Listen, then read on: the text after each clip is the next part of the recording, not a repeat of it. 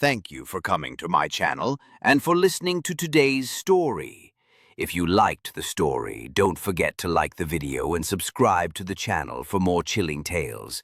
The title of today, October 9th, 2013. Investigative journalist Maya Caldwell, age 32, enters the Burlington Public Archives at exactly 2:15 p.m. She signs the logbook, nods politely to the clerk, and descends into the basement level, flashlight in hand. She's never seen again. Maya wasn't just any journalist. She was known for pursuing dangerous truths, from government corruption to covert operations. This time, her focus was a series of strange deaths, all linked to the abandoned Northfield Asylum. The basement was suffocating, damp. Narrow aisles stretched endlessly, with shelves packed with crumbling folders and dust-choked files. Mold clung to walls like rot on memory. There were no windows, no cameras, no cell service. The emergency alarm had been disconnected due to renovation, a detail no one noticed until it was too late. Maya moved through the corridor, her flashlight beam jittering across metal cabinets and faded labels. Box 47B, her target. It was at the end of the furthest aisle, close to a file cabinet that hadn't been accessed in decades. She sat on the floor, flipping through aged documents, taking notes, recording herself. Subject number 17, no surviving kin. Death reported self-inflicted. Third case like this. A flicker in the light, a cold breeze, but no vents nearby. She continued working, focused, until soft metallic shift. She turned. Nothing. She returned to her notes. Then it happened again, only louder. A noise that seemed like metal, but didn't echo, like something was inside the wall. Hours passed. She didn't return upstairs. The staff grew concerned. At 4:20 p.m., an employee went to check. He found nothing except her voice recorder still running. No Maya, no bag, no notebook. Only the recorder, lying on the floor. Investigators later retrieved the audio file. The final 18 seconds? Soft breathing, the rustle of paper. Then, click, click, click.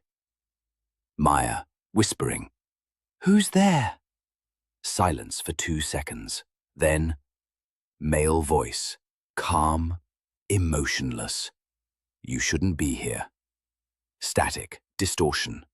The recording cuts off. Experts verified the voice wasn't edited. It wasn't from the staff, and it wasn't Maya's. The next morning, a deeper search revealed her notebook, torn, half-soaked in what looked like archival ink, lying next to a sealed cabinet labeled Northfield Files. Her flashlight was found far from where the recorder was, its beam flickering weakly. There were no signs of forced entry, no broken locks, no evidence of struggle. The file cabinet she had reportedly opened, it had been locked since 1987. Only one key existed, and it was still hanging on the wall in the supervisor's office, untouched. But Maya's recorder lay directly beside it. On the last page of the notebook, torn and almost illegible, she had scribbled a final note in messy ink. It wasn't an asylum. What did that mean? Maya's notes suggested a disturbing truth. Northfield wasn't just a psychiatric facility. She believed it was a covert government experiment center, a place where psychological warfare, audio trigger testing, and sound-induced psychosis were developed during the Cold War. Between 1970 and 1986, over 40 patients died mysteriously inside its walls. Some files hinted at something called Project Echo, a black ops program designed to create mental disorientation through frequencies undetectable by normal instruments. Rumors spoke of a sound chamber, where patients were exposed to looped audio patterns, whispers in unknown tongues, and mechanical pulses. Survivors described visions, voices, and sometimes even glimpses of themselves. Some lost all touch with time. Some went mute. Others died, not from violence, but from sheer fear.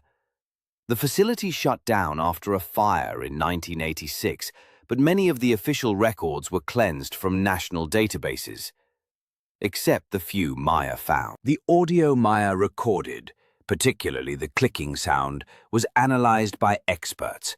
It didn't match any known mechanical source. It didn't fall into human speech frequency ranges. Instead, it hit a bizarre sub-frequency, barely audible to the human ear, but deeply disturbing to the subconscious mind. One audio engineer described it as a sound that shouldn't exist, like your brain knows it shouldn't be hearing it. Even stranger, the male voice? Tests showed triple-layer modulation, as if three voices were merged, one human, one mechanical, and one undetectable. Was it real? Was it a remnant of Project Echo, or something Maya accidentally activated? After 6 weeks, the FBI officially closed Maya's case. Their verdict? No evidence of foul play. No prints, no signs of abduction, no DNA. Only conspiracy forums kept the case alive.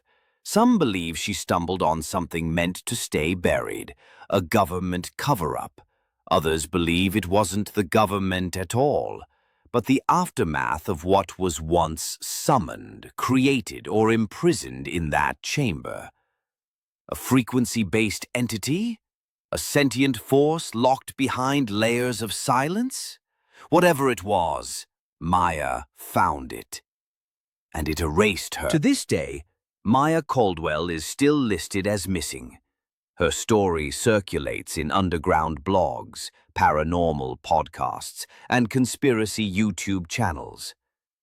The final scribbled line in her notebook continues to haunt many. It wasn't an asylum. So what was it? And why was sound the key? Was Maya the first, or just the most recent? Narrator, soft, chilling voice. You've been listening to Dark Mystery. If you felt a chill, it wasn't just the story. Some truths are hidden, not by lies, but by frequencies we were never meant to hear. Subscribe and hit the buyer next time. You might hear something that was never meant for human ears. And always remember, not every sound is meant to be heard.